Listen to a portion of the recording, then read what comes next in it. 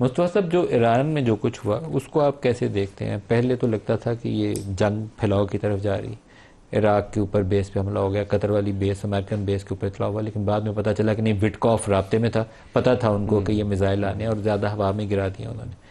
تو یہ آپ اس کا تجزیہ کیسے کریں گے؟ ملک صاحب، پچھلے 2 سالوں میں جو اسرائیل نے کیا ایران کے اثر و رسوخ کو، اس نے ٹھیک ٹھاک نقصان پہنچایا پوری ریجن میں. سسٹمیٹکلی حماس، حزب اللہ، پھر اس کے بعد سیریا. تو جہاں جہاں پر ایران کا اثر و رسوخ تھا اور انہیں یہ خطرہ تھا کہ یہاں سے کوئی ریزسٹنس آ سکتی ہے، انہوں نے پہلے ان سب کو نیوٹرلائز کیا.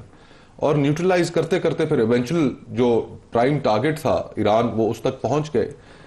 لیکن جو ان کے سٹیٹڈ آبجیکٹیوز تھے، پہلا جو ان کا سٹیٹڈ آبجیکٹیو تھا وہ یہ کہ ایران کو 60% تک یہ پہنچا ہوا ہے، ہم نے اس کی نیوکلیئر سائٹس کو تباہ کرنا ہے، اس کو مزید آگے نہیں بڑھنے دینا.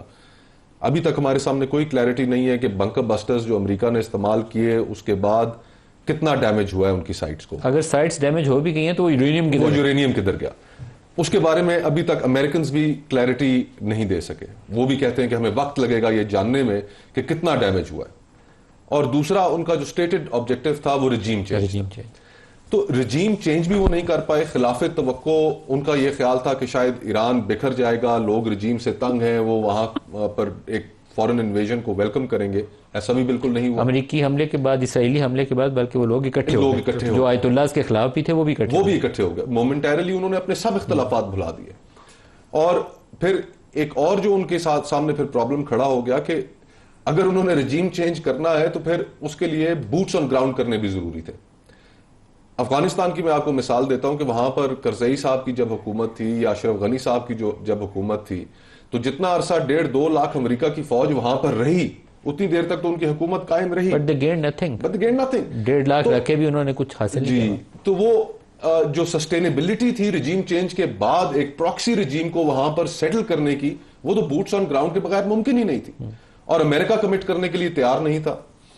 وہ 2 دہائیوں والی جنگوں نکلے ہیں، بڑے بروزڈ ہیں، ان کے اپنے ملک کے اندر بڑے سوالات ہیں.